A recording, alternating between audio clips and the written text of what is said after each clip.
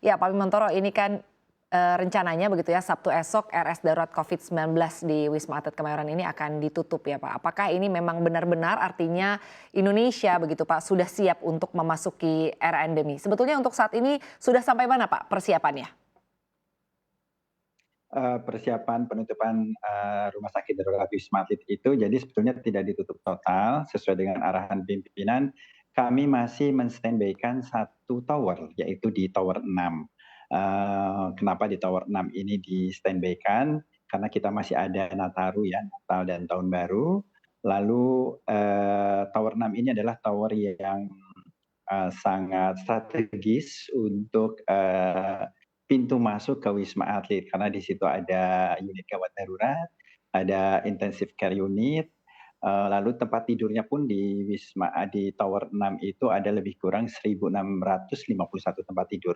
Seandainya saja nanti ada pelonjakan yang cukup signifikan, kami masih punya waktu kira-kira kalau per harilah masuk 100 begitu ya dikatakan, kami bisa punya waktu kira-kira 16 hari atau 2 minggu untuk, prepare-nya. Jadi keputusan itu cukup relevan kalau menurut saya. Baik, lalu Pak Mintoro sendiri Pak, Bapak sudah berapa lama berperan di operasional Wisma Atlet ini Pak? Saya bergabung di Wisma Atlet waktu itu saya masih sebagai, Tentara Nasional Indonesia dari Angkatan Udara, saya bergabung di pertengahan tahun 2020 hingga saat ini. Di tengah 2022, kalau kita lihat di pertengahan 20 itu atau di tahun 2000, Wisma Atlet kan berdiri tahun, bulan Maret 2020, dari situ kita sudah melihat ada 4 lonjakan pasien yang cukup bermakna ya, yaitu tanggal 27 September itu pasien kita hampir 5.000, lalu 24 Januari 2021 itu pasien kita 5.000 juga, ini Nataru juga. Lalu bulan Juni, 30 Juni 2021 pasien kita itu 7.167. Itu, puncaknya dari Delta ya. Terus, awal Februari juga ini juga Nataru, kita ada pasien kita ada 56.052 itu kasus Omikron.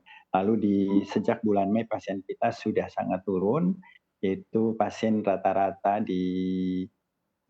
tingkat hunian di bawah 100 hingga saat ini, hari kemarin pasien kita sudah habis, semuanya sudah pulang. Jadi saat ini Wisma Atlet kosong, kita berbenah untuk, semua dikondisikan di tower 6, baik itu kantornya maupun, semua alat-alat kesehatan sudah kita geser hari ini ke tower 6.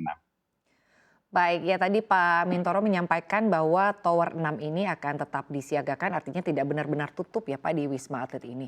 Dan juga ini sebagai bentuk antisipasi apabila nanti ternyata terjadi lonjakan kasus setelah libur Natal dan juga Tahun Baru.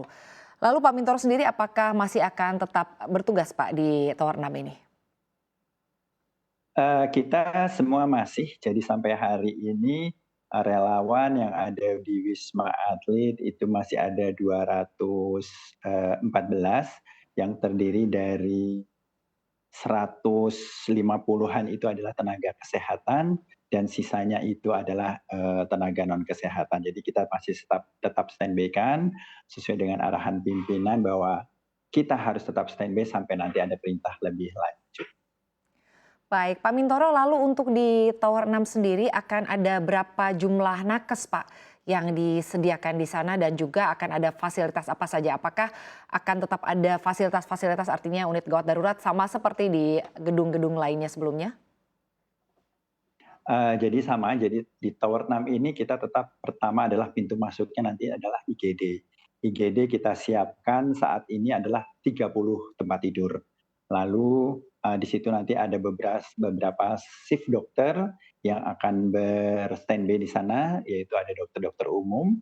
Lalu setelah di triase di IGD, nanti akan kita sesuaikan apakah pasien ini akan melaksanakan isolasi mandiri atau memerlukan ICU, nanti kita triase, dan kalau memang keadaannya cukup berat kita punya ICU, intermediate care unit dan high care unit yang jumlah tempat tidurnya itu ada 96 tempat tidur.